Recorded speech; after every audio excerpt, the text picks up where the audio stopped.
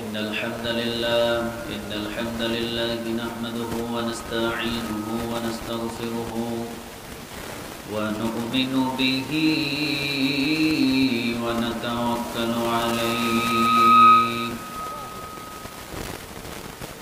ونعوذ بالله من شرور أنفسنا ومن سيئات أعمالنا من يهده الله فلا مضل له ومن يضلل فلا هادي له فلن تجد له وليا مرشدا ونشهد أن لا إله إلا الله وحده لا شريك له والذي لا ضد له ولا ند له لا مثل له ولا مثيل له لا وزير له ولا كفيل له لا شبه له ولا شبيح له لا ولد له ولا والد له وهو الواحد الفرد الصمد لم يلد ولم يولد ولم يكن له كفوا أحد ونشهد أن سيدنا ونبينا وحبيبنا وبشيرنا ونذيرنا وطبيبنا وطبيب أرواحنا وحبيبنا وحبيب ربنا محمدا عبد الله ورسوله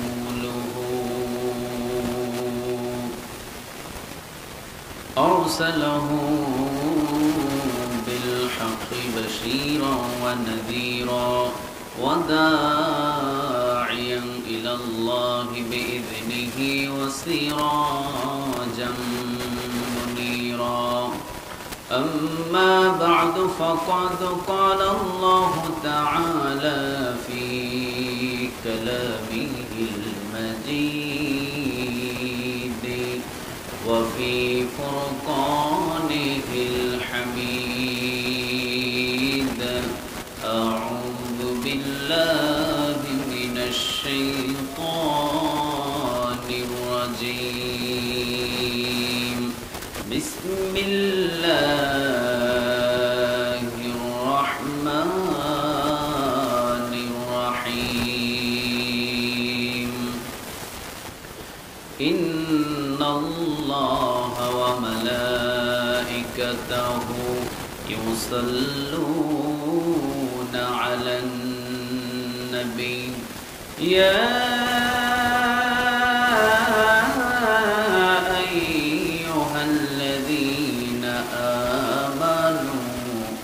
صلوا عليه وسلموا تسليما اللهم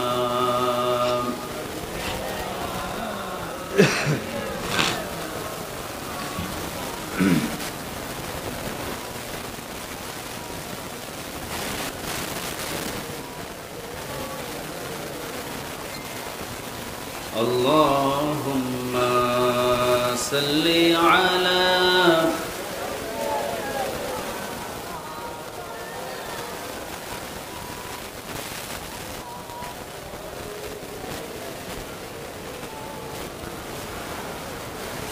কত ব্যথা কত ভাবে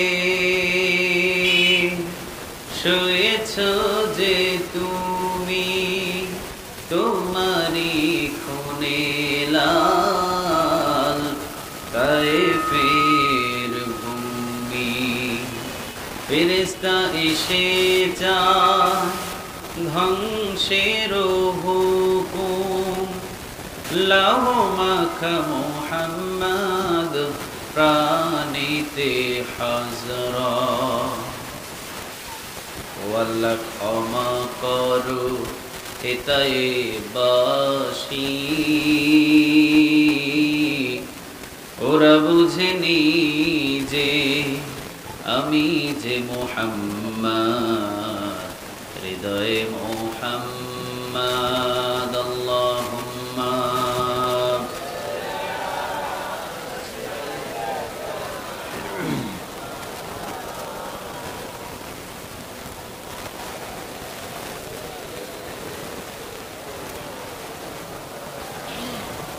اللهم صل على محمد وعلى آل محمد كما صليت على إبراهيم وعلى آل إبراهيم إنك حميد مجيد اللهم بارك على محمد وعلى آل محمد كما باركت على إبراهيم وعلى آل إبراهيم إنك حميد مجيد তোমার দাওয়াত আমার দাওয়াত নেই দাওয়াতে মিল তোমার কিতাব আমার কিতাব নেই আবার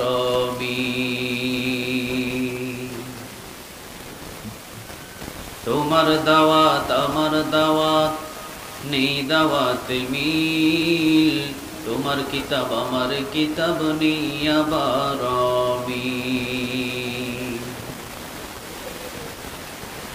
তোমার দাওয়াত মাংস পোলাও প্লেট ভরা ভাত আমার দাওয়াত জেলখানাতে দুর্বিষহরা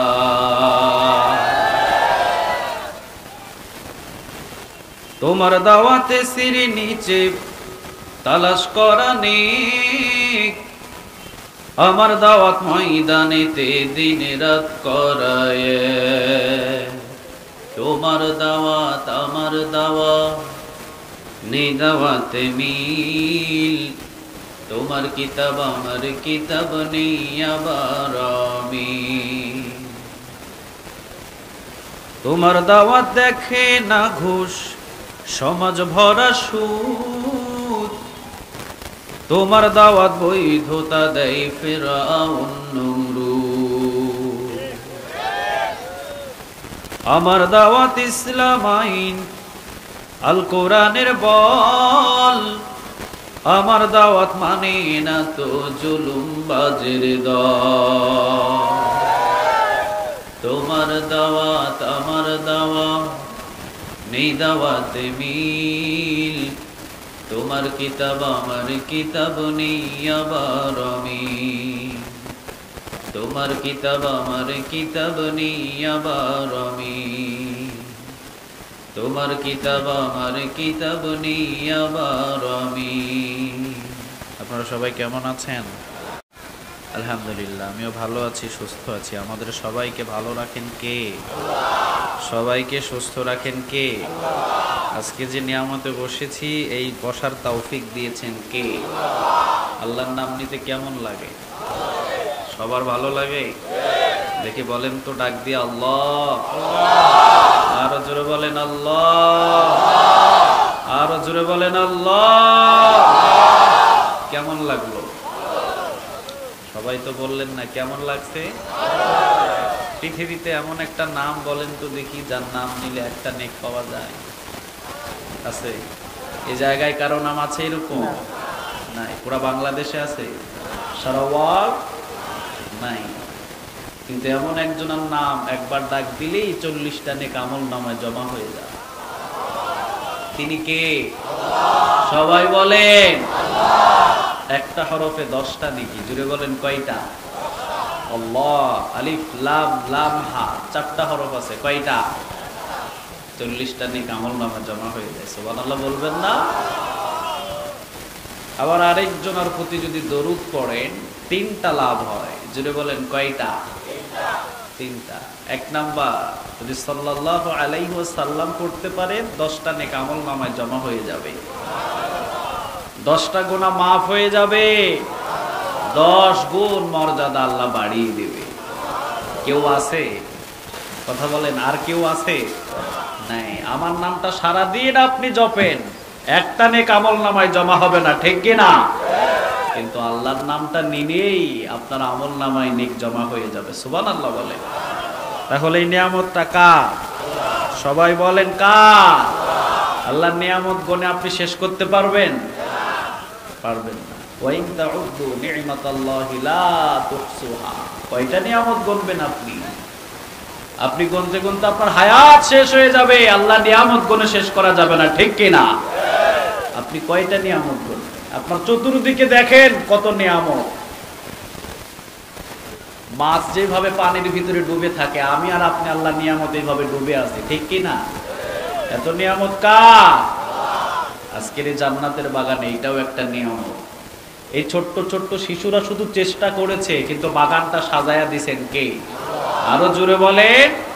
গুনাহ মাফের একটা কেন্দ্র এই জান্নাতের বাগান। মুসনাদ আহমদ একটা হাদিস এসেছে, গুনাহ নিয়ে ঢুকতে পারবেন, শেষ পর্যন্ত থাকলে সামিয়ানা থেকে বাহির হওয়ার আগে আল্লাহ গুনাহ মাফ করে দিবে। তিরমিজিতে একটা হাদিস এসেছে, কেউ যদি 1 ঘন্টা কোনো রাতে কোরআনের জন্য ব্যয় করে 500 রাকাত নফল নামাজের নেক পাবে। অন্য বর্ণনা এসেছে 60 বছর নফল ইবাদত করলে যত নেক হয়, কোরআনের একটা আয়াত নিয়ে বিশ্লেষণ করলে সেই নেক আমল নামায় জমা হয়ে যায়। সহিহ বুখারীতে আরেকটা হাদিস এসেছে, যারা কোরআনের ময়দানে বসে তাদেরকে নিয়ে আসমানে কথা হয়। সুবহানাল্লাহ বলবেন না? সারা জীবন দোকান করেছি, আজকে কোরআনের বাগান, আজকেও দোকান খুলে নিয়ে বসে আছে, ঠিক কি না? আরে বেটা, এই দোকান তোর সারা জীবন থাকবে না। দোকানের চাটার প্রতিদিন খুলবে, প্রতিদিন বন্ধ হবে, কিন্তু মাঝখান থেকে তুই বিদায় হয়ে যাবে, ঠিক কি না? কি হবে আজকের এই দোকানদারি করে যদি কোরআন না থাকে? সবগুলো পড়ে থাকবে দুনিয়া। কিছু নিয়ে যেতে পারবেন? কে নিয়ে যেতে পারবেন? হাত তুলেন দেখি, যে আমি অমুক জিনিসটা নিয়ে যাব। কার এইরকম বাহাদুরি আছে? সবগুলো পড়ে থাকে দুনিয়ায়, শুধু খালি হাত নিয়ে দুনিয়া থেকে বিদায় নিতে হয়, ঠিক কিনা? সবই আমরা দেখি, সবই আমরা বুঝি, বুঝেও না বোঝার ভান করে বসে থাকি। আল্লাহ তুমি আমাদের সবাইকে কবুল করো। আরো জোরে বলেন আমিন। কোরআনের সাথে সম্পর্ক যার হয়, সে কখনো দুনিয়া লোভী হয় না, সে আখিরাত লোভী হয়, ঠিক কিনা? একজন সাহাবী বিশ্ব নবীজির সাথে আসলেন, লুঙ্গিটা খুব ছিঁড়া ছিল সাহাবীটা। বিশ্ব নবীজির সামনে আসছেন, ঘোরাঘুরি করছেন, পরনে কাপড়টাও ছিঁড়া। বিশ্ব নবীজি বললেন, তুমি কোথায় থেকে আসলা? তিনি বললেন, আমি অন্য দেশ থেকে এসেছি। ঘর বাড়ি কই? তিনি বললেন, গুহায় আশ্রয় নিয়েছি। আলহামদুলিল্লাহ বলেন। কোন দিন আসলাম? সাহাবী বললেন, কালিমা পড়লাম, আমার বাবা আমার মা আমাকে ঘর থেকে বাহির করে দিয়েছে, নিজের বিবি নিজের সন্তান নিয়ে এই মদিনাতে স্থান নিয়েছি।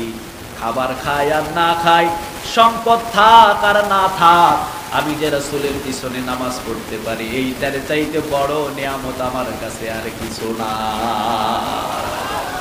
আপনি কয়দিন মদিনায় যাওয়ার জন্য আপনি চেষ্টা করেছেন? বয়স তো চলে গেছে 80-র উপরে, ঠিক কিনা? কোনো চিন্তা নাই, কোনো ভাবনা নাই। সাহাবী চলে আসলেন সব কিছু ছেড়ে দিয়ে, সাহাবী মদিনায় আছেন। বিশ্ব নবীজি বললেন, তুমি আমার কাছে চাও, তুমি আমার কাছে চাও, তুমি যা চাইবা আমি আল্লাহর কাছে দোয়া করে দিব, চাইতে দেরি হবে। আমি বিশ্ব নবী বললে আল্লাহ দিতে দেরি করবে না। রাসূল যদি হাত তুলে, হাত কি আর দেরি হতে পারে?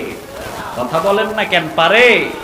24 ঘন্টা যার সাথে কালেকশন, আলহামদুলিল্লাহ বলবেন না? সাহাবী বললেন, নবী আমার কিছু লাগবে না। চলে গেলেন। সাহাবী আবার আসলেন, আবার বিশ্ব নবীজি বললেন, চাও কি চাইবা চাও?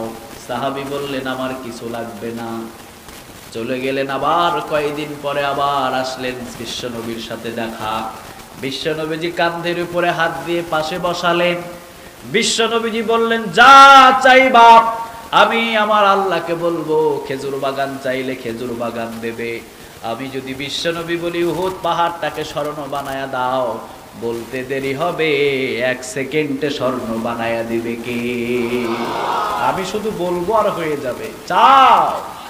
সাহাবী বললেন যদি চাইতেই হয় গো নবী, ও নবী আপনি দোয়া করেন, যদি চাইতেই হয়। এই এত ডিস্টার্ব করো না, আস্তে আস্তে কথা বলো না, ইশারা ইঙ্গিতে কথা বলো। চা দাও, এখানে দিয়ে দাও চা। বিশ্বনবী সাল্লাল্লাহু আলাইহি ওয়াসাল্লাম বললেন যা চাইবা তাই পাইবা। সাহাবী বললেন নবী যদি চাইতেই হয় তাহলে ঠিক আছে আমি চাইলাম, আপনি দোয়া করেন আমি যেন আপনার সাথে এক জান্নাতে থাকতে পারি। আমি আপনার সাথে জান্নাতে থাকতে চাই। আর আমাদের মতো লুভি যদি হইতো আমরা বলতাম বসুন্ধরা সিটিতে বাড়ি করে দেন, ঠিক কিনা? কানাডায় দেন, সিঙ্গাপুরে দেন, ঠিক না? কারণ আমরা হলাম দুনিয়া লুভি, দুনিয়া নিয়ে পাগল হয়ে গেছি আমরা। আমরা এখন সব অন্ধ দেখি, কালোরে দেখি সাদা, সাদারে দেখি কালো, ঠিক কিনা? হিসাব দিতে হবে কিয়ামতের ময়দানে। কালোকে কালো বলো, সাদাকে সাদা বলো, রাসূলের অন্যতম সুন্নাহ। সুবহানাল্লাহ বলেন। আমরা আজকে রাসূলের জীবনী সম্পর্কে কথা শুনবো। রাজি আছেন সবাই? সবাই রাজি? আমাদের জীবন হবে আমাদের রাসূলের মতো, ঠিক কিনা? পৃথিবীর কাউকে দেখে অনুসরণ করার আমাদের দরকার নাই। মুসলিম একজনকে অনুসরণ করে, তিনি মুহাম্মদ সাল্লাল্লাহু পারসন। তিনি কি একজন মহামানব আল্লাহ পাঠালেন, যার রোজার পাশে ঘন্টার পর ঘন্টা দাঁড়িয়ে থাকার জন্য মানুষ চেষ্টা করে, 1 সেকেন্ডও পারে না, ঠিক কিনা? যারা গিয়েছেন তারা দেখেছেন 1 সেকেন্ড আপনি দাঁড়াতে পারবেন না, কিন্তু কলিজা যাইতে চায় না। কলিজা মনে হয় 24 ঘন্টা ওই জায়গায় থাকতে। ওই জায়গায় গেলে অটোমেটিক কলিজাটা ভিজে যায়, চোখ দিয়ে দর দর দর দর করে পানি আসে। কি ব্যক্তি ছিলেন তিনি, আলহামদুলিল্লাহ বলবেন না? কত হাজার হাজার কিলো মাইল থেকে আপনি বাংলাদেশ থেকে গিয়েছেন, যাকে জীবনে কোনোদিন দেখেন নাই, তার প্রতি এত মায়া এত মহাব্বত কোথায় থেকে আসলো? দিয়েছেন কে? আরো জোরে বলেন, দিয়েছেন কে? বিশ্বনবীজি বললেন কেউ যদি দুনিয়ার ভিতরে ভালো কাজ করে, আপনি ইসলামের কাজগুলো করছেন, সারা বিশ্বের সমস্ত মানুষদের অন্তরের ভিতরে আল্লাহ আপনার প্রতি ভালোবাসা জাগিয়ে দেবে। সুবহানাল্লাহ বলবেন না? দেখবেন যারা কোরআনের খাদেম, যারা কোরআন রিসার্চ করে, যারা কোরআন নিয়ে কথা বলে, কোরআনের জন্য রক্ত ঝরায়, অনেক তাহাজ্জুদ নামাজে নিজের বাবার জন্য দোয়া করে না, কিন্তু এই কোরআনের খাদেমের জন্য অটোমেটিক দোয়া বাহির হয়, ঠিক না বেঠি? আমরা তো এমনও দেখেছি, এমনও কিছু ব্যক্তি ছিল বাংলাদেশে যার জন্য মহিলারা পর্যন্ত রোজা রেখেছে, ঠিক কিনা? জীবনও দিয়ে ফেলেছে অনেকে। কেন? কোরআনের জন্য আপনি যত সময় দিবেন তত আল্লাহ আপনাকে জমিনের ভিতরে তত ব্যক্তি সম্মান দিবে, ঠিক কিনা? সম্মান দেওয়ার মালিক কে? আরো জোরে বলে। আবার বেইজ্জত করার মালিক কে? কুলিল্লাহুম্মা মালিকাল মুলক তুতিল মুলকা মান তাশা ওয়া তানজিউল মুলকা মিম্মান ওয়া তুইজ্জু মান তাশা ওয়া তুযিল্লু মান তাশা বিয়াদিকাল খায়র ইন্নাকা আলা কুল্লি শাইইন কাদির। বলেন তো দেখি কথাটা কার? আর জোরে বলেন কার? আল্লাহ বলেন সকালবেলা আমি সম্মানিত করি, আবার বিকেল বেলা বেইজ্জত করতে আমার দেরি হয় না। আপনি যতই টাকার মালিক হন, আল্লাহ যদি ইচ্ছা করে জুতার মালা গলায় পরাবে, পৃথিবীর কেউ আর তাকে থামাতে পারে না, ঠিক কিনা? কেউ পারে না। সম্মান দিতে পারেন কে? আরো জোরে বলে। কি সম্মান দিলেন আমার রাসূলকে? সারা বিশ্ব আজকে যার জন্য পাগল মাতোয়ারা। সুবহানাল্লাহ বলবেন না? এখন যদি আপনাকে বলা যায় ফ্রি ফ্রি আপনাকে হজে নিয়ে যাব, জীবনের সর্বশ্রেষ্ঠ পাওয়াটা আপনি পেয়ে যাবেন এখন, ঠিক না বেঠি? সবাই তো যেতে চায় সেখানে। আল্লাহ আমাদের সবাইকে কবুল করে নিন। আরো জোরে বলেন আমিন। তোমার ওই কাবা ঘর না হাত দিয়ে টাচ করা পর্যন্ত মওতের ফেরেশতা তুমি আমাদের কাছে পাঠায়ো না। তাহলে আমরা পৃথিবীর কাউকে অনুসরণ করে চলবো না, আমরা চলবো মুহাম্মদ সাল্লাল্লাহু আলাইহি ওয়াসাল্লাম। আমরা প্রত্যেকে আমাদের ঘরে ঘরে একটা বিশ্বনবীর জীবনই রাখবো। রাজি আছেন সবাই? সবাই রাজি? আপনি বিশ্বনবীর জীবনই অন্যজনকে গিফট দিয়ে দিবেন। যদি 31st নাইটে এটা যদি আপনি গিফট হিসাবে কাউকে দিতে চান, আপনি বলেন যে ভাই গত একটা বছর যা চলে গেছে, যেভাবে চলে গেছে অসুবিধা নাই, আমি নতুন বৎসরের প্রথম দিনে যান আপনাকে একটা বিশ্বনবীর জীবনী দিলাম, আপনি পড়িয়েন। দেওয়া যায় না? কথা কন না কেন? গান বাজনা বন্ধ করবা, অশ্লীল কাজ বন্ধ করবা, কারণ কিয়ামতের ময়দানে প্রত্যেকটা বিষয় জবাব নেবেন কে? আরো জোরে বলেন কে? আল্লাহ তুমি আমাদের সবাইকে কবুল করো। গত একটা বছর আমাদের জীবন থেকে চলে গেল, বসে বসে কান্না করে তাওবা করাই না দরকার, ঠিক কিনা? উল্টা তুমি গান বাজাও মিয়া, তুমি পাইছো কই এগুলা? তুমি যে একটা বছর কাটাইলা, কি করেছো তুমি? তোমার জীবনে অনেক নামাজ কাজা হয়ে গেছে, তোমার মায়ের সাথে অনেক বেয়াদবি করেছো, আল্লাহর ইবাদত থেকে বঞ্চিত হয়েছো, অথবা অনেক গুনাহের কাজ করে ফেলেছো। অন্তত এই রাতের বেলা সেজদায় পড়ে আল্লাহর কাছে বলেন, আল্লাহ একটা বছর যা আমি গুনাহ করেছি, মেহেরবানি করে নতুন বছরের শুরুতে আমাকে মাফ করে দাও। বলা যায় না? কথা কন না কেন? এইভাবে নতুন বছর শুরু করেন, গান বাজনা দিয়ে শুরু করবেন, শয়তান এক বছর আপনারে নাচাবে। খবরদার গান বাজনা ছেড়ে দেন। একটা যে গান শুনবেন, একটা কবিরা গুনাহ। কয়টা? সবাই বলেন। একটা কবিরা গুনাহ হবে একটা গান শুনলে। একটা কবিরা গুনার জন্য কিয়ামতের ময়দানে আল্লাহ রাব্বুল আলামিন ৭,৫০০ বছর জাহান্নামে জ্বালাবে। কত জ্বলবেন আপনি? জ্বলেন। সারাদিনে কত শুনছেন গান? আল্লাহ তুমি আমাদের সবাইকে মাফ করো। তাহলে কোরআনের ময়দানে যখনই বসি সম্মান বাড়ে না কমে? এই সম্মান বাড়িয়ে দেন কে? আল্লাহ বললেন কোরআনের সাথে সম্পর্ক হবে, দুনিয়াও দেব আমি, আখিরাতও দেব, ঠিক না বেঠিক? গ্রামের একজন সাহাবী আসলেন বিশ্বনবীর সামনে, বললেন ও নবী আপনি তেলাওয়াত করেন কোরআন, আমি আপনার জবান থেকে কোরআন শুনতে চাই। আমি হলাম একজন গোলাম মানুষ, মালিকের কাছ থেকে ছুটি এনেছি, আপনি কোরআন তেলাওয়াত করবেন, সারাদিন আপনি কোরআন শুনবো, আমি কোরআন শুনবো। বিশ্বনবী শুরু করলেন আলহামদুলিল্লাহি রাব্বিল আলামিন। কেমন লাগে? সবাই বলেন কেমন লাগে? সূরাতুল ফাতিহা মজা লাগে না? যত তেলাওয়াত করবেন তত নেক, ঠিক কিনা? বিশ্বনবী শুরু করলেন, সাহাবী সামনে দাঁড়ালেন, আল্লাহু আকবার বলে চিৎকার দিলেন, চলে গেলেন। বিশ্বনবী যাওয়ার সময়, দরবার থেকে যাওয়ার সময় প্রায় ৭০টা উট এই সাহাবী পেয়েছিলেন হাদিয়া। আলহামদুলিল্লাহ বলবেন না? এসেছিলেন কোরআন শোনার জন্য, কিন্তু ৭০টা উট হাদিয়া দিয়ে দিলেন কে? কোরআনের ময়দানে বসবেন, আল্লাহ দুনিয়াও দেবে আবার আখিরাতও দেবে। আলহামদুলিল্লাহ বলেন। তাহলে কোরআন থেকে আমরা কথা শুনবো, দীর্ঘ রাত করব না, অনেক রাত হয়েছে। এখন করা কোরআনের ময়দান ৬টার সময় হয় মাগরিব নামাজ। কয়টায়? কথা কন না কেন? ৬টায়। এখন বাজে কয়টা?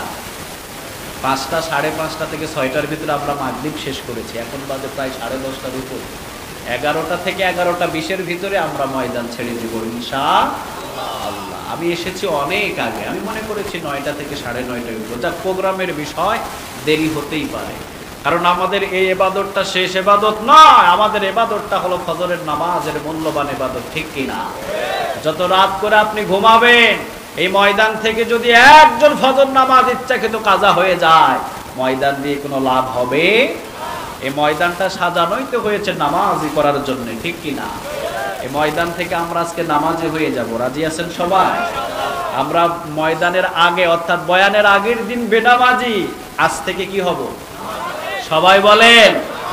কিন্তু বয়ানের আগের দিনও বেনামাজি, বয়ানের পরের দিনও বেনামাজি। এই ওয়াজ দিয়ে কোনো লাভ হবে না, ঠিক না বেঠিক? আগের দিনে ছিলাম বেনামাজি, বয়ান শুনে পরের দিন কি হব আমরা? আল্লাহ মসজিদের সাথে কলিজাটারে বাইন্ধা দাও। মসজিদের সাথে কলিজা যত বানবেন আল্লাহ তত সম্মান বাড়ায়া দিবে, ঠিক কি না? তাহলে আসুন কোরআন থেকে কথা বলি। কোরআনের ভিতরে সূরা আছে কয়টা? সবাই বলেন। এই 114টা সূরা নাজিল হয়েছে কত বছর আগে? হ্যাঁ, আচ্ছা প্রায় 1500 বছর ধরলাম। কয় হাজার? 1500 বছর আগে 114টা, এখন পাইছেন কয়টা? 114টা। কোনো 19-20 আছে?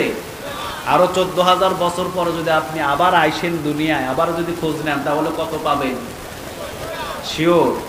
কোন আয়াত থেকে? ইন্না নাহনু নাযালনা যিকরা ওয়া ইন্না লাহু লাহাফিজুন। এই কোরআন হেফাজতের দায়িত্ব পৃথিবীর কাউরে দেওয়া হয় নাই, এটার দায়িত্ব নিয়েছেন কে? আরো জোরে বলেন কে? কোরআনের বিরোধিতা যাবেন তো আপনি দুনিয়ায় টিকতে পারবেন না, ঠিক কিনা? আল্লাহ বলে হাতগুলো আমি গড়িয়ে দেব, কারণ কোরআনটা আমার, কোরআনটা পৃথিবীর কারো নয়, কোন আলেমের নয়, কোন মাদ্রাসা ছাত্রর নয়, কোরআনটা কার? আপনি কোরআনের বিপক্ষে কথা বলবেন, কথা বিপক্ষে হয়ে যাবে কার? আপনি আল্লাহর বান্দা হয়ে জমিনে আল্লাহর কোরআনের বিরোধিতা করবেন, আল্লাহ আপনাকে ছাড় কখনো দেবে? এই জন্য সাবধান, আপনি কি কথা বলছেন আগে চিন্তা করবেন। আল্লাহ কোরআন থেকে আমাদের সহি বুঝ দান করো। হেফাজত করার দায়িত্ব নিলেন কে? আল্লাহ রাব্বুল আলামিন বললেন ইন্না নাহনু নাযালনা যিকরা ওয়া ইন্না লাহু লাহাফিজুন। ও নবী, এই কোরআনটাকে হেফাজতের দায়িত্ব আমি আল্লাহ রাব্বুল আলামিন পৃথিবীর কারো কাছে দিই নাই গো নবী। কোরআন হেফাজতের দায়িত্ব একজনা রেখে দিলেন, বলেন তো তিনি কে? পৃথিবীর সব কিতাব পুড়ে যাবে, জ্বালিয়ে দেওয়া হবে, কোরআনটাকে শেষ করতে পারবেন? কথা বলেন, শেষ করতে পারবেন? কোরআন আপনি কখনো শেষ করতে পারবেন না, কারণ কোরআন যদি কাগজের কোরআন জ্বালায়া দেন, জীবন্ত কোরআন লক্ষ লক্ষ জমিনের ভিতরে আছে, ঠিক কিনা? কয়টা জ্বালাবেন আপনি? কয়টা জ্বালাবেন? এই যে তাওসিফ, ও কোরআন শিখছে, অলরেডি প্রায় শেষের পথে, কোরআনের হাফেজ হচ্ছে, আলহামদুলিল্লাহ বলে। কোরআনটা সহজ একটা কিতাব, আপনি নিজেও তেলাওয়াত করে নিজেও মুখস্থ করতে পারেন, পারবেন না? কথা বল না কেন? নিজেও পারবেন। সহজ কিতাব, আল্লাহ বলছেন হেফাজত করব, মানুষের কলবের ভিতরে আমি ঢেলে দেব, আলহামদুলিল্লাহ। দেখেন 7 বছরের শিশু কোরআন মুখস্থ করে ফেলে, সুবহানাল্লাহ বলেন।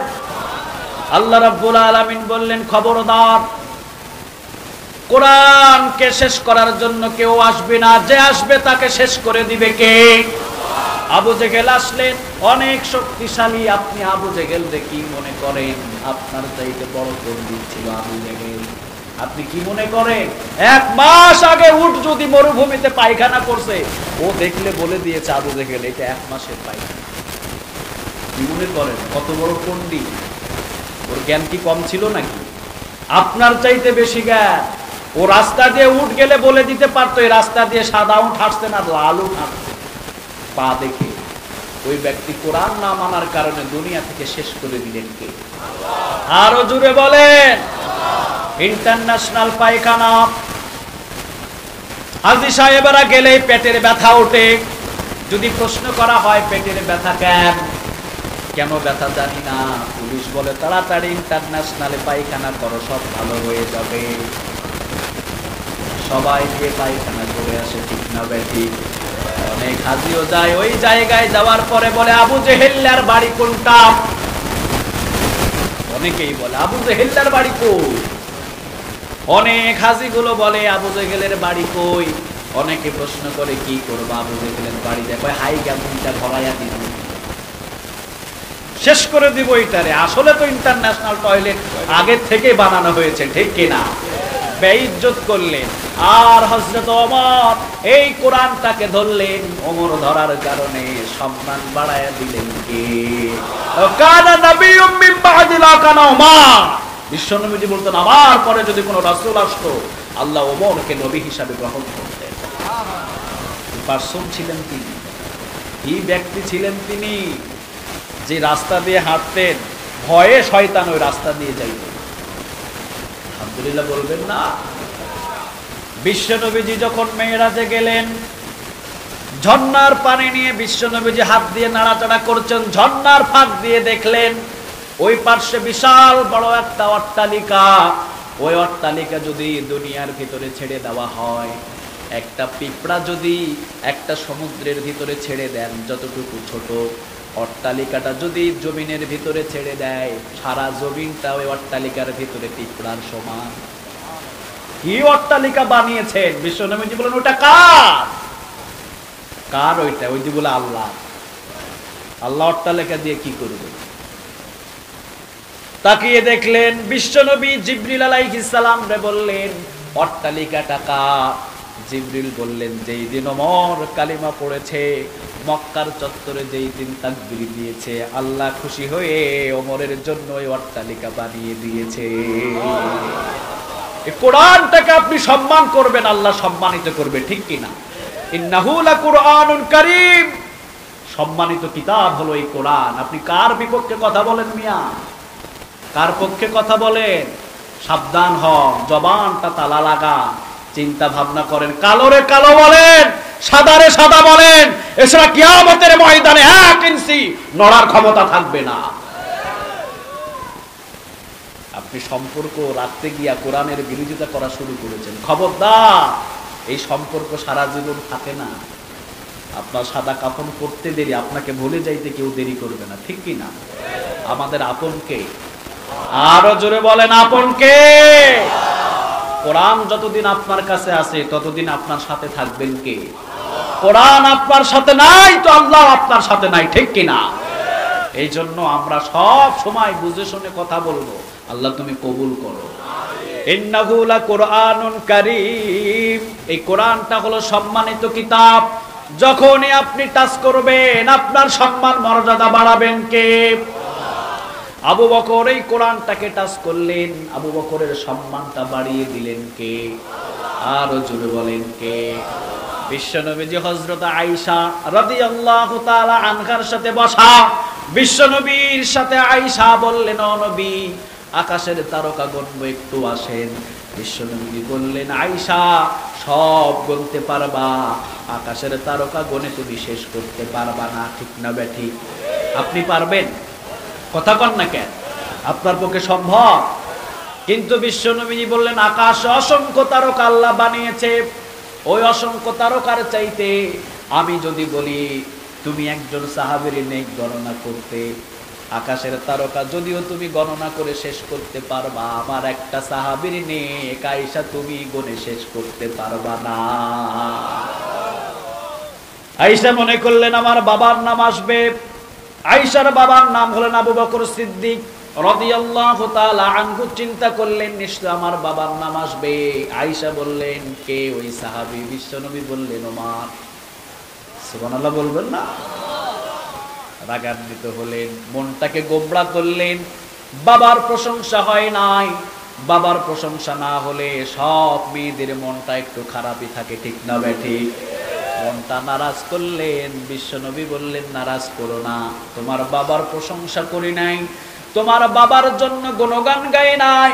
আয়েশা মনে করেছো মনে হয় তোমার বাবা আমলের দিক দিয়ে অনেক ছোট না, তোমার বাবার জিন্দেগির সব আমল তো চিন্তা ভাবনা করার প্রয়োজন নাই। একদিনের যদি নেক আমল এক পাল্লায় দেওয়া হয়, কয় দিনের?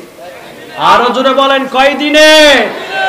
যেই দিন আমি বিশ্বনবী হিজরতের সময় তোমার বাবার কপাটে একটা টোকা দিয়েছিলাম, টোকাটা তোমার বাবার কপাটে পড়ে নাই, ওই টোকাটা পড়েছিল আবু বকরের পিঠের উপরে। 6 মাস আগে বলেছিলাম আবু বকর যদি যাই তোমাকে বন্ধু হিসাবে নেব। আলহামদুলিল্লাহ, কেমনে পাইলাম? 6 মাস পরে টোকা দিলাম, টোকাটা তোমার বাবার পিঠের উপরে পড়েছে, তোমার বাবা বিছানায় পিঠ লাগাই না। কি ভালোবাসা! সুবহানাল্লাহ বলবেন না? দরজা খুলে গেল, সব কিছু নিয়ে রেডি। আমি বললাম কখন রেডি হইলা? আবু বকর বললেন 6 মাস আগে বস্তাটা আমি বানছি। আলহামদুলিল্লাহ বলবেন না? আমি বিছানায় পিঠ লাগাই নাই, আপনি ডাকবেন আবু বকর বিছানায় ঘুমিয়ে থাকবে, এটা তো হতে পারে না। আপনি কোথায় আর আবু বকর কোথায়? আপনার পায়ের ধুলি যদি আবু বকর সইতে পারে, আবু বকরের জীবন ধন্য হয়ে যায়। আপনার পায়ের ধুলি সমতুল্য আবু বকরের কোনো সম্মান নাই, ঠিক কিনা? আবার সাহাবী আবু বকরের সম্মান কি রকম?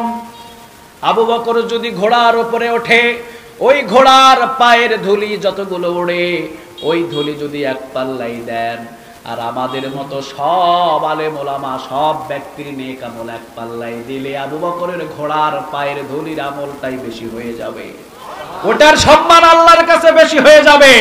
এমনি এমনি এত সম্মানিত হয় নাই, ঠিক কিনা? কোরআন তাকে মেনেছে, এই জন্য সম্মানিত করেছে কে? আরো জোরে বলেন। বিশ্ব নবীজি বললেন তাড়াতাড়ি আসো। আবু বকর চলে গেলেন। ফজরের নামাজের সময় হলো, সামনে থেকে সবাইকে চেনা যায়। বিশ্ব নবীজি বললেন চলো ওই গুহায় যায়। লম্বা ঘটনা। গুহার ভিতরে ঢুকলেন। বিশ্ব নবীজি বললেন আবু বকর ক্লান্ত শরীর, আমি একটু তোমার অরুর উপরে মাথা দিয়ে ঘুমাতে চাই। সারা জাহান আল্লাহর পরে যার সম্মানের স্থান, তার মাথা হলো আবু বকরের এই হাঁটুর উপরে। সুবহানাল্লাহ বলবেন না? আল্লাহর খুব ভালো লেগেছে এই দৃশ্যটা। যতটুকু সময় আমার রাসূল এই মাথা রেখেছিলেন আবু বকরের অরুর উপরে, ততটুকু সময় ফেরেশতারা নেক লিখেছে। এতগুলো নেক লিখেছে আবু বকরের জন্য। বিশ্ব নবীজি বললেন যতটুকু সময় আমার মাথা ছিল আবু বকরের অরুর উপরে, এত ফেরেশতা নেক লিখেছে আবু বকরের জন্য। ওই নেকটা যদি এক পাল্লাই দিয়ে দাও, আর ওমর সহ পৃথিবীর সব মুসলমানের নেক আর এক পাল্লাই দিয়ে দাও, আবু বকরের ওই সময়ের নেকের ওজন বেশি হয়ে যাবে। কি মনে করছেন আপনি কোরআনটারে? কি মনে করছেন? আল্লাহ তুমি আমাদের সবাইকে কোরআনের খাদেম হিসাবে কবুল করো। আরো জোরে বলেন আমিন। ছোট্ট একটা কিতাব, আপনি জায়গায় আছেন, যদি এটাকে একটা আয়াত অস্বীকার করেন, আপনি হাজার ধনী মানুষ হতে পারেন, আপনার 4 আনা কোনো পয়সা নাই, ঠিক কিনা? 4 আনা কোনো মূল্য না আল্লাহর কাছে। কিন্তু কোরআনটাকে যদি আপনি বুকে ধরে রাখতে পারেন, আপনি হতে পারেন রিকশা চালক, কিন্তু আল্লাহ আপনাকে সম্মান কম দিবে না বেশি দিবে? সুবহানাল্লাহ বলবেন না? এই জন্য আল্লাহ রাব্বুল আলামিন বললেন ইন্নাহু লাকুরআনুন কারীম। সম্মানিত কিতাবটাকে যখন আপনি টাচ করবেন, আপনার সম্মান বাড়ায়া দিবে কে? আরো জোরে বলেন কে? বলেন তো দেখি। আমরা যখন যাই ঘরের ভিতরে সোফার উপরে বসি, আমরা যখন খাটের উপরে বসি, সব সময় তো লাথি লাগে। কোনো সালাম আছে? সালাম করেন? খাটের উপরে যে ঘুমান, কোনোদিন সালাম করছেন? কথা কন না কেন? হাজার হাজার টাকা দিয়ে আপনি খাট কিনেছেন, কোনোদিন সালাম নাই। কিন্তু আপনি সাধারণ 30 টাকা দিয়ে একটা রেহেল কিনে এনে কোরআনটা যখন ওই রেহেলের উপরে রাখেন, বলেও যদি লাথি লেগে যায়, কি করেন? কথা কন না কেন? না চোমাও খান, ঠিক না বে ঠিক? কেন? হাজার হাজার টাকা দিয়ে আপনি সোফা সেট বানিয়েছেন, খাট বানিয়েছেন, ওইটাও তো কাঠের। সালাম করলেন না কেন? মাত্র 30 টাকার রেহেলকে সালাম করলেন কেন? সালাম তো করলেন এই জন্যে, কারণ 24টা ঘন্টা রেহেলের সাথে কোরআন জড়িত আছে, এই জন্য রেহেলের সম্মান বাড়িয়ে দিয়েছে কে? কোরআনের সাথে আপনার সম্পর্ক হবে, আপনার সম্মান আল্লাহ বাড়িয়ে দিবে। আলহামদুলিল্লাহ। আবার এই কোরআনটা এমন একটা কিতাব, যতই শুনি ততই মজা লাগে, ঠিক না বে ঠিক? আবু নাসর আশরাফি হুজুর তিনি আলোচনা করলেন এক ধরনের মজা, তাওসিফ কোরআন তেলাওয়াত করলেন আরেক ধরনের মজা, ঠিক না বে ঠিক? যত শুনবেন তত মজা কম না বেশি? বিরক্ত লাগে আপনাদের? কথা কন না কেন? আমাদের কারো বিরক্ত লাগে না। সারা রাত যদি আমাদের এইভাবে কোরআন থেকে শোনা হয় কথা, সারা রাত চলে যাবে, আমরা বিরক্ত হব না, ঠিক কিনা? আর যদি আপনি বিরক্ত হন, নিশ্চয়ই বুঝতে হবে শয়তান এখনো আপনাকে ধোঁকা দেয়। নামাজের ভিতরে দাঁড়াইলে দীর্ঘ তেলাওয়াত শুরু করলে অনেকের খাইজানি শুরু হয়, আছে না নাই? আরে ভাই, নামাজের ভিতরে যে তেলাওয়াত হচ্ছে, প্রতিটা হরফে 100টা করে নেক পাচ্ছেন। আপনি বসে বসে তেলাওয়াত করলে নেক পাবেন 10টা, নামাজের ভিতরে যদি তেলাওয়াত করেন নেক পাবেন 100টা। 90টা নেক বাড়ায় দিবে কে? আরো জোরে বলেন কে? কোরআন যতই শুনি ততই মজা লাগে। বলেন তো দেখি, বাংলাদেশের ভিতরে একটা গান খুব ভাইরাল হয়েছিল, আসিফ খান কুমিল্লা, উনি গান একটা গাইছিলেন, সারা দেশে শুধু তার পিয়াকে খুঁজেছিলেন। ও পিয়া, ও পিয়া তুমি কোথায়, আমি তো এয়ানে আছি। খুঁজে নাই? কথা কন না কেন? সভাপতি সাহেব গানটা শুনছিলেন না? ও পিয়া, ও পিয়া তুমি কোথায়? সারা দেশের ভিতরে 4-5 বছর এমন ভাইরাল, রোডে ঘাটে মাঠে ঘাটে এমনকি টয়লেটও বাজতো গানটা। এখন আর আছে? কথা কন না কেন? এখন কেউ শোনে? কারো মোবাইলে আছে? নাই। এরপরে ওইটা যৌবন কালো গেল, বৃদ্ধ কালো গেল, এমনকি এখন দাফন হয়ে গেছে, কবরটা ওই গানের কেউ খুঁজে পাবে না, ঠিক কিনা? এরপরে আবার আসলো, ফেটে যায়, ছিঁড়ে যায়, তালি দেওয়ার কোনো বুদ্ধি নাই, যে আমার এই গান শুনবি তাইও ফেটে ছেড়ে যাবি। মমতাজ গাইলো গানটা, সারা বাংলাদেশের ভিতরে ভাইরাল, ঠিক না বেঠিক? বিয়ের অনুষ্ঠানে সব জায়গায় শুধু ফেটে যায় আর ছিঁড়ে যায়, ফেটে যায় আর ছিঁড়ে যায়, সব জায়গায়। 2-3 বছর এমন ভাইরাল হলো, সব জায়গায় ওই গান, আমরা কান ধইরাও কোনো জায়গায় যাইতে পারি না, ঠিক কিনা? এখন কি আর বাজে? কথা কন না কেন? এখন আর ওই গান ভাইরাল আছে? বোঝা যায় 2 থেকে 3 বছর একটা গান, এরপর আর কেউ শোনে না, ঠিক না বেঠিক? ভাইরাল হলো, আবার 2 থেকে 3 বছরের ভিতরে যৌবন কালো শেষ, বৃদ্ধ কালো শেষ, একবারে দাফন, ঠিক না বেঠিক? এরপর আবার আরেকটা কি এসলো, বাদাম বাদাম। কি বাদাম? দেখছেন? বাদাম বাদাম আপনি দেখেন নাই? হায় হায় হায় হায়, পুরা ওয়ার্ল্ড মাথায় ফেলছে একটা বাদামওয়ালা। বাদাম বাদাম কি ভাইরাল, এখন আর আছে ওইটা? কথা কন না কেন? 2 থেকে 3 বছর গান সবগুলো দাফন হয়ে যায়। কোরআনটা নাজিল হলো 1500 বছর। কয় হাজার? কথা কন না কেন? সূরাতুল ফাতিহা নাজিল হলো কয় হাজার বছর আগে?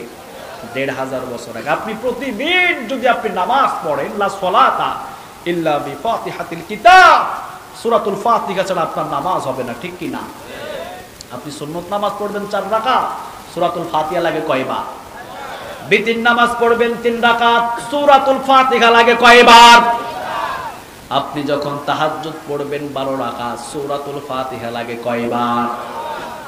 সব নামাজেই সূরাতুল ফাতিহা লাগে। একজন নামাজি 40 থেকে 42 রাকাত নামাজ পড়ে, প্রতিদিন 40 থেকে 42 বার সূরাতুল ফাতিহা পড়ছে এবং ইমামের জবান থেকে শুনছে। বিরক্ত লাগে? সবাই বলেন লাগে? আগামী বছর 10 বছর পরে বরং সূরাতুল ফাতিহা যত দিন যাবে তত দিন দিন সূরাতুল ফাতিহার যৌবন বাড়ায়া দিবে কে? যতবার শুনি ততই মজা লাগে, ঠিক কি না? এই জন্য কোরআন এমন একটা কিতাব, আপনি যখনই ধরবেন, যখনই পড়বেন, তখনই আপনার কাছে শুধু মজাই লাগবে। আলহামদুলিল্লাহ বলে, আল্লাহ তুমি কবুল করো। আরো জোরে বলেন আমিন। এই কোরআনের 48 নম্বর সূরা, ক্রমিক নাম্বার কত? কথা কন না কেন? ক্রমিক নাম্বার হলো 48, আয়াত নাম্বার হলো 29। সূরার নাম হলো সূরা ফাতিহা। নাম বলেন। সূরার নাম ফাতিহা না, ফাতিহা না, ফাতিহা, লাস্টে একটা হার উচ্চারণ আসবে। সূরার নাম 48 নম্বর সূরা। ক্রমিক নাম্বার খুঁজলেই পেয়ে যাবেন। 114টা ক্রমিক, তার ভিতরে কত নাম্বার? 48। এই সূরার 29 নম্বর আয়াতে আল্লাহ বলছেন মুহাম্মাদুর রাসূলুল্লাহ। মুহাম্মদ কার রাসূল? সবাই বলে তিনি এমন রাসূল জীবনে কোনোদিন একটাও মিথ্যা কথা বলে নাই। আমাদের ভিতরে মিথ্যা আছে না নাই? ফোন করে বলে দোস্ত তুই কই? ঘুমিয়ে আছে এখনো কম্বলের ভিতরে, কয় এখন আমি রেস্টুরেন্টে। আবার গ্রামে এসেছে, গ্রামের বন্ধু ফোন দিয়েছে, আমি শুনলাম তুই নাকি গ্রামে এসেছিস, হাওলাতে টাকাটা দিয়ে যাস। কয় আমি এখনো গ্রামে আসি নাই, এখনো ঢাকা। অথচ গ্রামে এসে বসে আছে। মিথ্যা কথা আছে না নাই? প্রত্যেকটা দিন আপনি কতই মোবাইল দিয়ে মিথ্যা কথা বলছেন, আপনি নিজেই বলেন। আর একটা মহিলা মেয়ে যদি পায় তাহলে তো এ তো প্রধানমন্ত্রীর ছেলে হয়ে যায়, ঠিক কি না? কিছু নাই, কথাও ঠিক নাই, হে কয় আমি মন্ত্রীর ছেলে, বলে না? কথা কও, কত মিথ্যা কথা। খবরদার, রাসূল জীবনে একটা মিথ্যা কথা বলে নাই। আবু জেহেল যখনই দেখতেন তখনই আবু জেহেল বলতেন ওই যে মুহাম্মদ আমাদের সামনে দিয়ে হেঁটে যায়, জীবনে কোনোদিন একটা মিথ্যা কথা বলে নাই। যা মুহাম্মাদের উপাধি দিয়ে দিলাম আল আমিন। সুবহানাল্লাহ বলবেন না? আল আমিন, চূড়ান্ত বিশ্বাসী। জীবনে কোনোদিন রাসূল একটা মিথ্যা কথা বলে নাই, আলহামদুলিল্লাহ বলে না। গরিব মানুষদেরকে রাসূল বেশি ভালোবাসতেন। আপনি বাসেন তো? আপনিও বাসেন?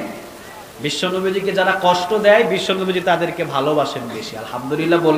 কিন্তু রাসূল কোনোদিন বদদুয়া করেন নাই, এই জন্য আল্লাহ বুড়িকে ধ্বংস করে নাই। কিন্তু যদি রাসূল প্রথম দিনে বলতেন আল্লাহ বুড়িটাকে শেষ করে দাও, বলতে দেরি, শেষ হতে কখনো দেরি হতো না, ঠিক না?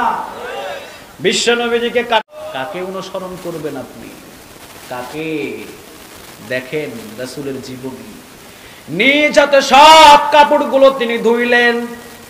সব কাপড়গুলো ধোয়ার পর এরপরে বিশ্বনবী সাল্লাল্লাহু আলাইহি ওয়াসাল্লাম দেখলেন ঘরের ভিতরে অনেক কাচড়া। নিজ হাতে তিনি ঝাড়ু দেওয়া শুরু করলেন। একদিক থেকে আরেক দিকে ঝাড়ু দিয়ে নিয়ে গেলেন।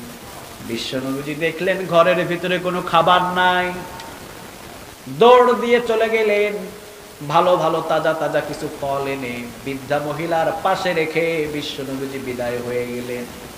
দ্বিতীয় দিন দেখলেন কাটা নাই, বুঝলেন এখনো সুস্থ হয় নাই। আবার তাজা তাজা ফল নিয়ে বিশ্বনবীজি আবার আসলেন। আবার আসার পর দেখলেন ঘর অনেক কাঁচরা হয়ে আছে, কারণ মরুভূমির ঘর। একটু যদি ঝড় হয় বালুয়ে পুরা ঘর ভরে যায়, ঠিক না ব্যাঠিক? যারা সৌদিতে আছেন তারা জানেন, অটোমেটিক একটু ঝড় হলেই বালু এসে সব ভরে যায়। দক্ষিণে হাওয়ায় উত্তরে বালু যায়, উত্তরে হাওয়ায় দক্ষিণে বালু যায়, ঠিক কিনা? বিশ্বনবীজি আবার ঝাড়ু দিলেন, আবার ঝাড়ু দিয়ে ফল রেখে চলে গেলেন। তৃতীয় দিন আবার আসলেন।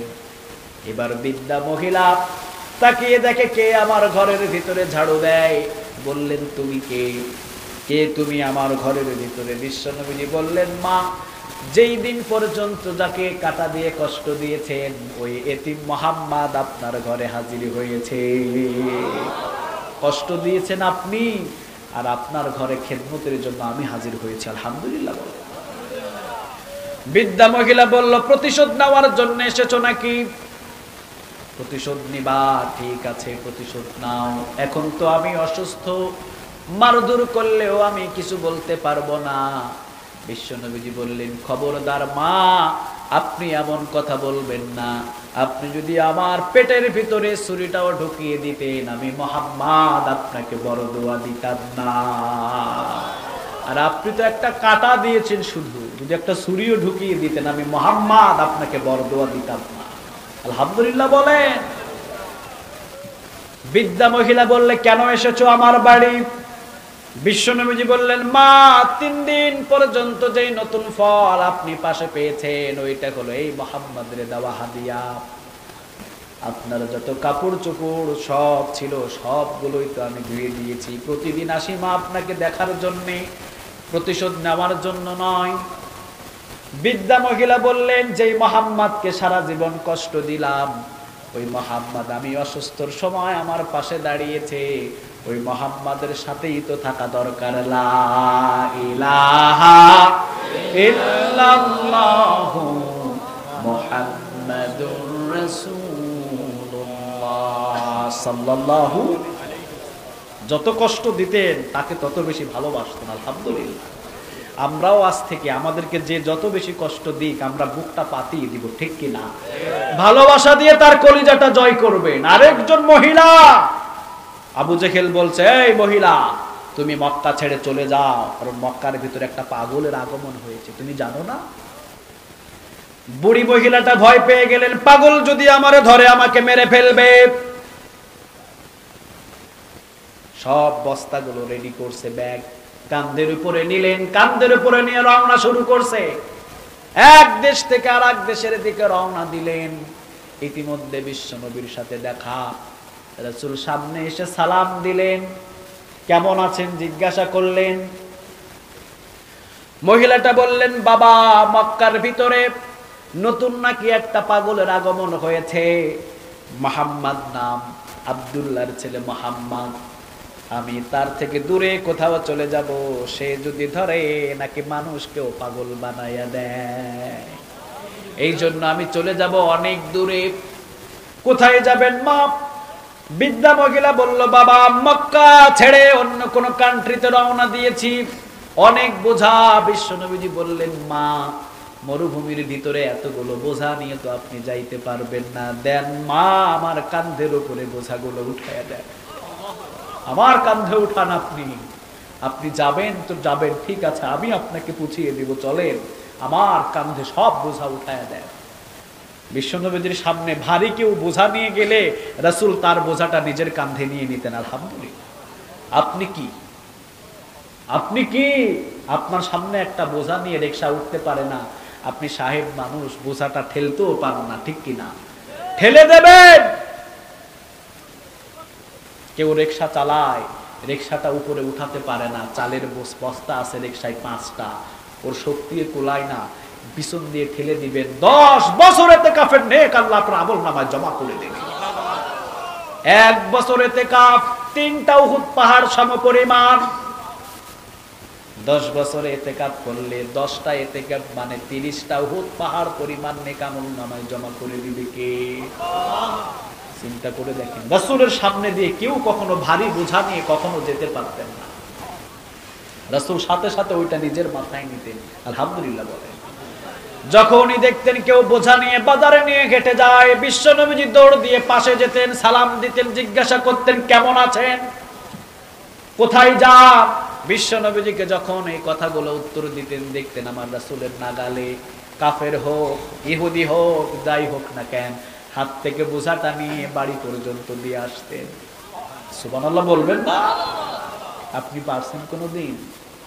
কোনোদিন পারেন নাই, বরং উল্টা আরো নিজের বোঝা ওদের কাঁধে চাপায় দেন, ঠিক কিনা? নিজে বাজার করছেন 25 কেজি, এই রিকশাওয়ালা ধর বাজারটা দিয়া, একটা টাকাও তারে দিলেন না, নিজের বোঝা ওদের কাঁধে চাপাইলেন। খবরদার, আল্লাহ আমাদের মাফ করুন। বিশ্বনবীজি বললেন, মা আমার কাঁধে উঠায়া দেন। তুমি কে বাবা? পরিচয় নিতে হবে না মা, আপনি মরুভূমির ভিতর দিয়ে যেই দেশে যাবেন ওই দেশের লাস্ট সীমানায় আমি পুষিয়ে দেব। নিজের কাঁধের উপরে সব বোঝাগুলো নিলেন। বুড়ি পিছনে হাঁটে, পায়ের দিকে তাকায়, হাতের দিকে তাকায়, চেহারার দিকে তাকায়। বুড়ি দেখে বলে, এমন মানুষ তো আমি জীবনে কোনোদিন দেখি না। কি মহামানব, যার পায়ের মতো এত সুন্দর পা আমি কোনোদিন দেখি নাই, যার হাঁটার স্টাইলের মতো কোনোদিন এত সুন্দর স্টাইল আমি দেখি নাই। মাথাটাকে নত করে নিচের দিকে তাকিয়ে তাকিয়ে হাঁটে, সিনা ফুলিয়ে ফুলিয়ে রাসূল হাঁটা পছন্দ করতেন না। আর আমি যদি একটা কোন রকম দায়িত্ব পাই, আমার সিনা প্রশস্ত করে ফেলি, ঠিক না বেঠি? অহংকারে পা মাটিতে লাগায় না। বিশ্বনবীজি যেভাবে হাঁটতেন, বুড়ি দেখে পাগল হয়ে গেলেন। রাসূলের পায়ের দিকে তাকায়, হাতের দিকে তাকায়, গঠনের দিকে তাকায়, আবার মাঝে মাঝে প্রশ্ন করে, মা আপনি আমার সাথে আছেন নাকি? সুবহানাল্লাহ বলবেন। পিছন থেকে বৃদ্ধা মহিলা বলে, বাবা হ্যাঁ আমি তোমার পিছনে আছি, চলো। কিছু দূর যাওয়ার পর বলেন, বাবা আর সামনে তোমাকে কষ্ট করতে হবে না, কারণ আমার কাছে একটা দিরহাম নাই যে তোমাকে আমি উপহার দিব। রাসূল বললেন, মা দিরহাম নেওয়ার জন্য আপনার বোঝা আমি কাঁধে উঠাই নাই মা, আপনি আখিরাতে মুক্তি পাবেন এই জন্যই বোঝা আমি কাঁধে উঠিয়ে নিয়েছি। দুনিয়ার কোন দিরহাম দিয়ে আমাকে সন্তুষ্ট করতে পারবেন না। আলহামদুলিল্লাহ। বৃদ্ধা মহিলা বুঝতে পারেন না কথার প্যাস, হিকমতের কথাগুলো বুঝতে পারেন না, চলে গেলেন একবারে শেষ সীমানায়। বিশ্বনবী বললেন, মা এই জায়গা থেকে ওই পার্শ্ব হলো অন্য কান্ট্রি, আর এই পার্শ্ব হলো মক্কা, আপনি যদি চলে যান চলে যান, আমি এখান থেকে চলে গেলাম মা। বৃদ্ধা মহিলা পিছন থেকে টাক দিলেন, বাবা তোমার নামটা কি, তোমার পরিচয়টা কি, কি তোমার পরিচয়, কোথায় তোমার বাড়ি? এত সুন্দর তো মানুষ আমি মক্কার ভিতরে একটাও পাই নাই। জীবনে কোনোদিন এইরকম চেহারার মানুষও আমি দেখি নাই। জীবনে কোনোদিন এই মক্কার ভিতরে এত সুন্দর ব্যবহারের মানুষ আমার চোখে পড়ে নাই। কে তুমি বাবা? অন্যের বোঝা নিজের কাঁধে করে বহন করে দাও। বিশ্বনবীজি বললেন, মা, যার জন্য, যে পাগলের জন্য আপনি মক্কা ছেড়েছেন, ওই পাগল আমি মুহাম্মদ। আপনি যে পাগলের জন্য মক্কা ছাড়ছেন, ওই পাগল আমি মুহাম্মদ। আমি হলাম আব্দুল্লাহর ছেলে মুহাম্মদ, যাকে মক্কার নেতারা পাগল বলে। মহিলা বললেন, খবরদার, তোমাকে পাগল বলা যায় না। যে তোমাকে পাগল বলবে সে হলো বড় পাগল, ঠিক না বেঠিক? তুমি পাগল নয়। যে অন্যের বোঝা নিজের কাঁধে বহন করে সে কখনো সাধারণ মানুষ হতে পারে না। পড়ে নিলাম লা ইলাহা ইল্লাল্লাহু মুহাম্মাদুর রাসূলুল্লাহ সাল্লাল্লাহু। মক্কার ভিতরে একটা তরকারিওয়ালা, কিওয়ালা, কথা কন না কেন? তরকারিওয়ালা, মাছওয়ালা, মুসি যদি মুসলমান হয়, এদের সাথে তো আমরা কথাই বলি না, ঠিক কিনা? কথাই বলি না আমরা শরমে। তাদেরকে একটা গোলাম হিসাবে আমরা ব্যবহার করি। বিশ্বনবীজি মক্কা এবং মদিনার প্রেসিডেন্ট যখন হয়ে গেলেন, রাসূলকে এক পলক দেখার জন্য সব মানুষেরা পাগল হয়ে থাকে। আলহামদুলিল্লাহ বলেন। সুখের সময়, দুঃখের সময় নয়, ওই সময়টা ছিল সুখের সময়। মক্কা এবং মদিনার ভিতরে কালিমার পতাকা উড়িয়ে দিয়ে বিশ্বনবীদের হাতে উঠায়া দিলেন। আলহামদুলিল্লাহ বলেন। বিশ্বনবীজিকে এক পলক দেখার জন্য সবাই পাগল হয়ে থাকে। তরকারির দোকানে গেলেন আমার রাসূল, ছোট্ট তরকারির একটা বোঝা নিয়ে বসে আছে। বিশ্বনবীজি কাঁধের উপরে হাত দিলেন। বিশ্বনবীজি নিজেই তরকারির দোকানের পাশে বসলেন আর বললেন, আজকে তোমার তরকারি আমি মুহাম্মদ বিক্রি করে দেব। আপনি কয়দিন পারছেন? আপনি তো অহংকারে সবসময় ফেটে পড়েন, ঠিক কিনা? অহংকার আর অহংকার, সময় হলে তো ঠিকই বুকে জড়ায় নেন, আবার যখন সময় ফুরিয়ে যায় তখন ফুটবলের মতো এক লাথিতে একবারে মাঠের বাহিরে, ঠিক কিনা? এমন কেন হইলেন আপনি? নরম হন। আগে এক রূপ পরে এক রূপ, মুনাফিক, ঠিক কিনা? খবরদার মুনাফিক হবেন না। আগেও যেই রকম পরেও, সবাই বলেন, আগেও যেই রকম পরেও সেই রকম। এক সময় পরবেন টুপি, এক সময় পরবেন পাঞ্জাবি, ধোকা দিয়ে বসে আবার শুরু করবেন অত্যাচার। পছন্দ করেন নাকি? আরো জোরে বলেন। বিশ্বনবীজি হয়ে গেলেন প্রেসিডেন্ট। মক্কা এবং মদিনার ভিতরে বিশ্বনবীজি এখন প্রেসিডেন্ট। তরকারিওয়ালার পাশে গিয়ে রাসূল বসলেন। সুবহানাল্লাহ বলবেন না? বিশ্বনবীজি বললেন, আজকের তোমার তরকারি আমি বিক্রি করে দেব। একজন সাহাবী আসলেন কেনার জন্য। বিশ্বনবীজি দাম করলেন এত দিরহাম। সাহাবী বললেন, ও নবী, আপনি যা বলেছেন ওইটাই আমি কিনে নেব। বিশ্বনবীজি বললেন, না, তুমিও দাম করবা। সুবহানাল্লাহ বলেন। আমি দাম বলেছি, বিক্রেতা হিসাবে তুমি কিনবা, ওইটা হিসাবে তুমি দাম বলো। 2 দিরহাম কম বললেন। রাসূল খুশি হয়ে বললেন, নিয়ে যাও। আলহামদুলিল্লাহ বলেন। পাশের যে লোকটা বসা, লোকটা বললেন, যে মক্কা মদিনার প্রেসিডেন্ট আমার এই ছোট্ট তরকারির দোকানে বসে আমার তরকারি বিক্রি করে দেয়, ওই মুহাম্মাদের সুবত কখনো ছাড়বো না। লা ইলাহা ইল্লাল্লাহু মুহাম্মাদুর রাসূলুল্লাহ সাল্লাল্লাহু। বিশ্বনবীজি বলেন, আমি তোমারে ভালোবাসি। সুবহানাল্লাহ বলেন। বিশ্বনবীজি বললেন, আমি তোমারে ভালোবাসি, ভালোবাসি বিদায় তোমার তরকারির দোকানে আমি বসেছি। তরকারির দোকান ছেড়ে দিয়ে মারলেন দৌড়। মক্কার আনাচে কানাচে চলে গেলেন আর বললেন, আল্লাহর পরে যার সম্মানের স্থান, ওই লোকটা আমাকে ভালোবাসে। ছড়িয়ে দিলেন, পাগল হয়ে গেলেন। আল্লাহর পরে যার সম্মানের স্থান, ওই লোকটা আমাকে ভালোবাসে, আমার কপাল খুলে গেছে।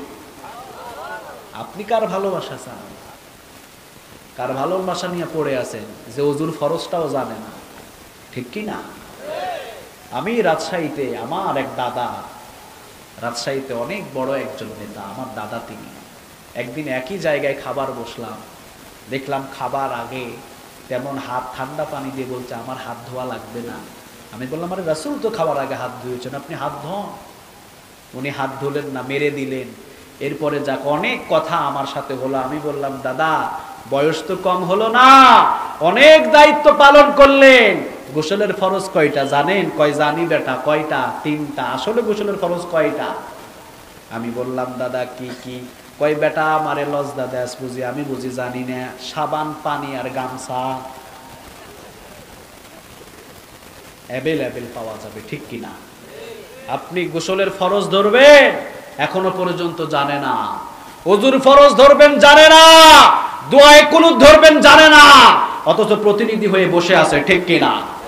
আল্লাহ তুমি কবুল করো। আরো জোরে বলেন আমিন। রাসূলকে অনুসরণ করবে যে, তার ভিতরে ইলম গুলো গায়েব থেকে ঢুকিয়ে দিবেন কে?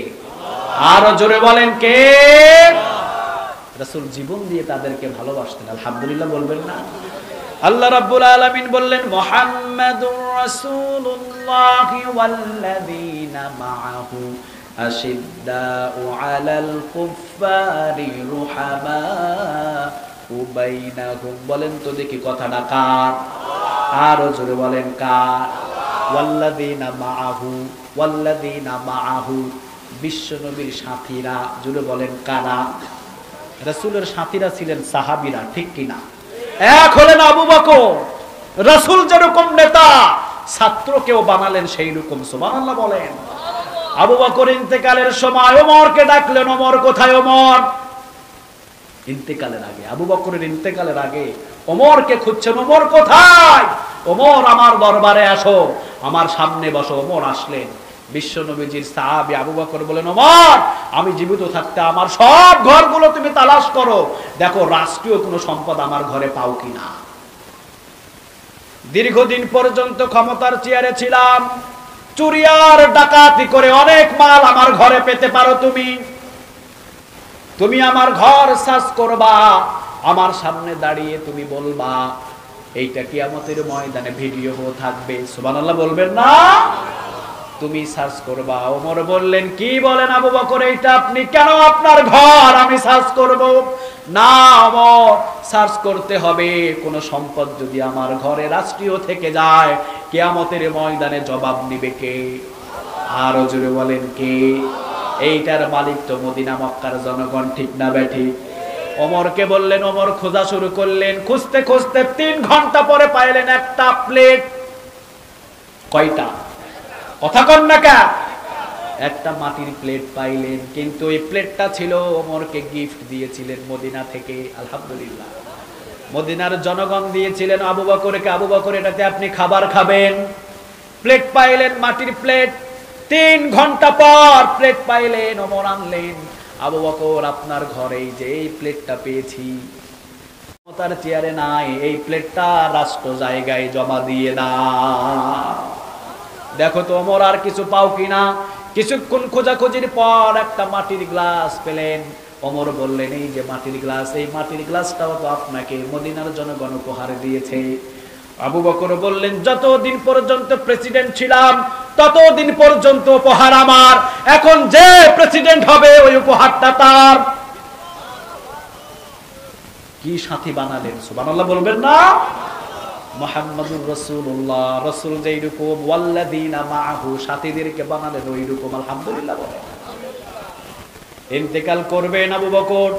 ওমরকে বললেন ওমর সময় আর আমার কাছে বেশি নাই, আমি আজকে রাতের বেলায় স্বপ্নে দেখেছি আমার রাসূল আমাকে ডাকছে, আমার রাসূল আমাকে ডাকছে, আমার রাসূল আমাকে ডাক দিয়েছে। আবু বকর আর বেশি সময় নাই, আসো আমার পাশে আসো। ওমর আমার কবরটা হবে রাসূলের ঠিক পাশে, আমার রাসূল আমাকে বলেছেন।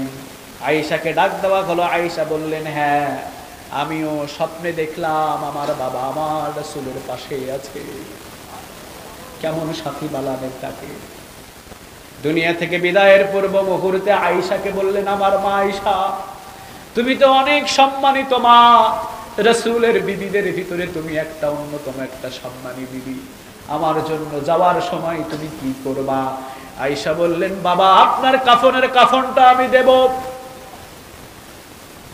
আপনার যে 3টা কাফনের টুকরা হবে আমি আয়েশা ওইটা খরচ বহন করব মেয়ে হিসাবে। আবু বকর বললেন, মা ওই নতুন কাপড়টা আবু বকরের নামে দান করে দিও, আর পুরাতন কাফনের কাফন থাকলে আবু বকরকে দিয়ে দুনিয়া থেকে বিদায় করে দিও। নতুন কাপড়ের দরকার নাই মা, ওইটা দান করে দিও আবু বকরের নামে। আমি মৃত মানুষ, আমার নতুন কাপড় লাগবে না, পুরাতন একটা কাপড় দিয়ে দিও, আল্লাহ পারলে আমাকে জান্নাতের কাফন দিয়ে দেবে। আলহামদুলিল্লাহ বলবেন না? কি করেছেন তারা? আপনি কোথায় আছেন? সাথী বানালেন আবু বকরকে, আরেকজনকে সাথী বানালেন, নাম হলেন ওমর। ওমরকেও সাথী বানালেন।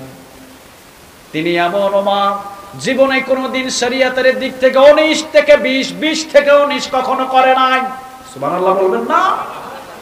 এক যেইটা আছে ওইটাই করতে হবে। 80টা বেতের বাড়ি 79টা হবে না, 80টাই হবে। হুকুমটা কার? আরো জোরে বলেন তো দেখি কার? শরিয়ার যতগুলো হুকুম ওমরের সামনে থেকে 1 ইঞ্চি পরিমাণ কেউ সরাতে পারবে না। আর হামু উম্মতি বি উম্মতি আবু বকর।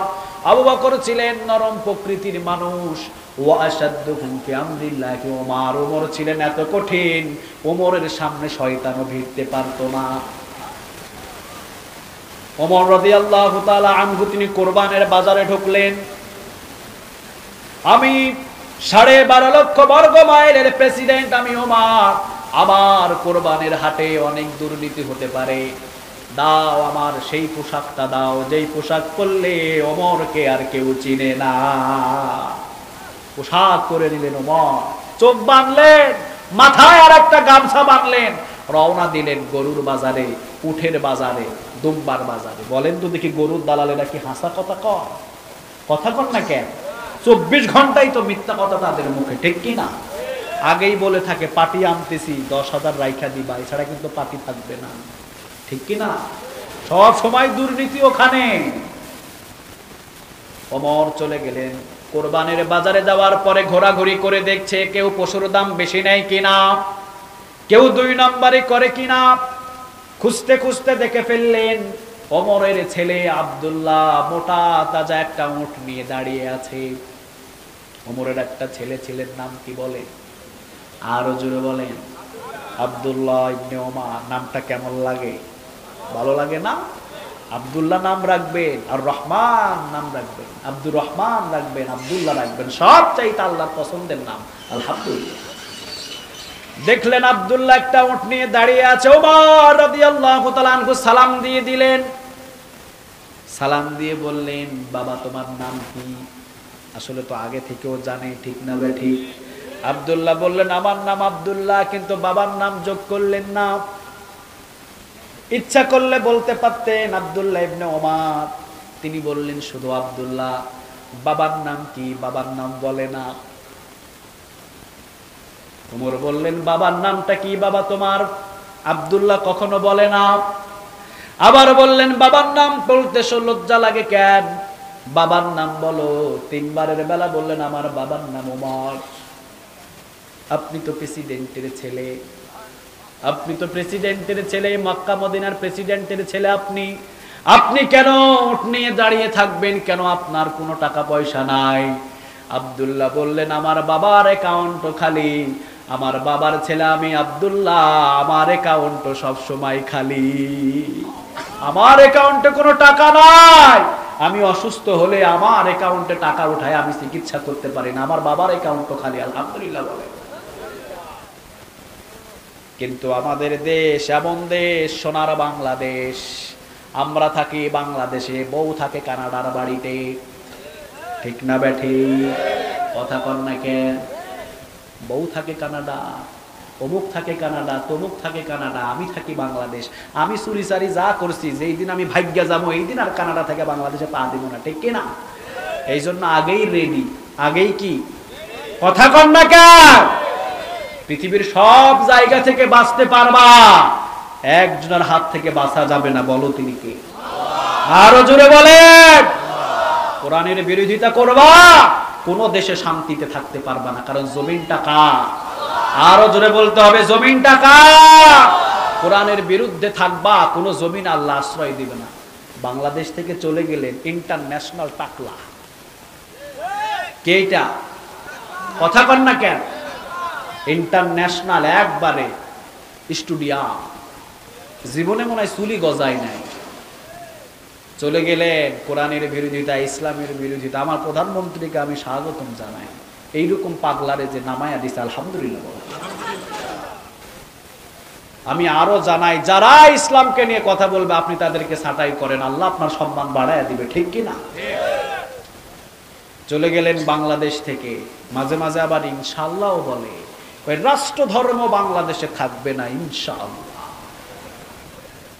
করছে ইসলামের 2 নাম্বারই, আবার লগে লাগাইছে কি? কথা কন না কেন? আবার বলে ইনশাআল্লাহ। আপনি ওইটারে সাপোর্ট করবেন? আপনি টাকলারে সাপোর্ট করবেন? আপনি মুনাফিক, আপনি কাফের। চলে গেলেন কানাডায়, আল্লাহ বললেন আবার ইসলামকে নিয়ে কথা বলেছিস, কানাডায় ওই স্থান হবে না, যা পালা। এখন ঘরের ভিতরেই থাকে। এখন শুনি যে বাহিরও নাকি হয় না, কারণ বাহির হইলে জুতার বাড়ি, ঠিক না? প্রতিটা মুসলিমের কলিজায় আঘাত দিয়েছো। ইসলাম তো আমাদের নয়, ইসলামটা কার? আরো জোরে বলেন কার? আমরা গোলামি করি আল্লাহ, ওই আল্লাহর ইসলামকে নিয়ে কেউ কথা বললে কোনো গোলাম সহ্য করতে পারে না, ঠিক কিনা? ওমর রাদিয়াল্লাহু তাআলা আনহু বললেন, বাবা উট কত টাকা দিয়ে কিনেছো তুমি? তিনি বললেন 40 দিরহাম দিয়ে কিনেছিলাম। একেবারে শুকনা উট, বেচবা কত দিয়া? 100 দিরহাম। কত দিরহাম? সবাই বলেন 100 দিরহাম হলেই বিক্রি করে দেব। চলে গেলেন ওমর, ওমরের পোশাক খুললেন, মুখোশ খুললেন, আবার সামনে আসলেন। আসার পরে এবার সালাম দেয়। আব্দুল্লাহ বলেন, আব্বা আপনি? ওমর বলে, হ আমি। উট পাইনি কই বল? এই উটটা তুই পাইলি কোথায়?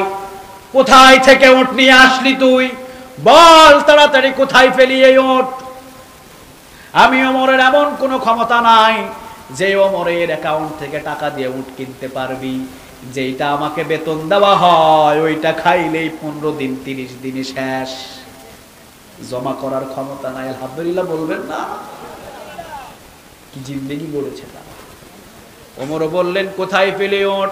আব্দুল্লাহ বললেন, বাবা মায়ের কাছ থেকে কিছু টাকা নিয়েছিলাম, মায়ের কাছ থেকে কিছু টাকা নিলাম, আমার কাছে কিছু টাকা ছিল, 2টা টাকা যোগ করে 40 দিরহাম দিয়ে, 40 দিরহাম দিয়ে একটা শুকনা উট কিনেছি। শুকনা উট কেনার পরে আপনি যেই সিংহাসনে বসেন, আপনি যেখানে বিচার করার জন্য বসেন, আপনি যেই কার্যালয়ে বসেন, আপনি যেই সংসদে বসেন, ওইটার পিছনের যত জমিন, সব জমিনে তো সবুজ সবুজ ঘাস হয়। ওই ঘাসটা খাইয়ে উটটাকে মোটা তাজা করেছি, এখন বাজারে এনেছি, 100 দিরহাম দাম এখন মোলাই। ওমর বললেন, সর্বনাশ বাবা, 40 দিরহাম দিয়ে কিনেছিস, 40 দিরহাম রাখবি, বাকি যে 60 দিরহাম ওইটা মদিনার ফান্ডে জমা করে দিবি। কারণ যেই জমিনের ঘাস খাইয়ে মোটা তাজা করেছিস ওই জমিনগুলোর সব মালিক মদিনার জনগণ। অন্যের জমিনের ঘাস খাওয়ায় মোটা তাজা করবি, ওই টাকা দিয়া মাল কামাইবি, হবে না, হবে না। সব টাকা ফান্ডে জমা দিয়ে দিবি। 40 দিরহাম দিয়ে কিনছিস ওইটা নিয়ে যাবে। আলহামদুলিল্লাহ বলে মুহাম্মাদুর রাসূলুল্লাহ। রাসূল যেই রকম, ওয়াল্লাযীনা মাআহু, রাসূলের সাথীরাও সেই রকম, ঠিক কি না? আমরাও যদি তাদের সাথে থাকি আমাদেরকেও কবুল করবে কে? আরো জোরে বলেন কে? আল্লাহ তুমি আমাদের সবাইকে কবুল করো। ওয়া আখির দাওয়ানা আনিল হামদুলিল্লাহি রাব্বিল আলামিন। আমরা মোনাজাতের মাধ্যম দিয়ে এখানে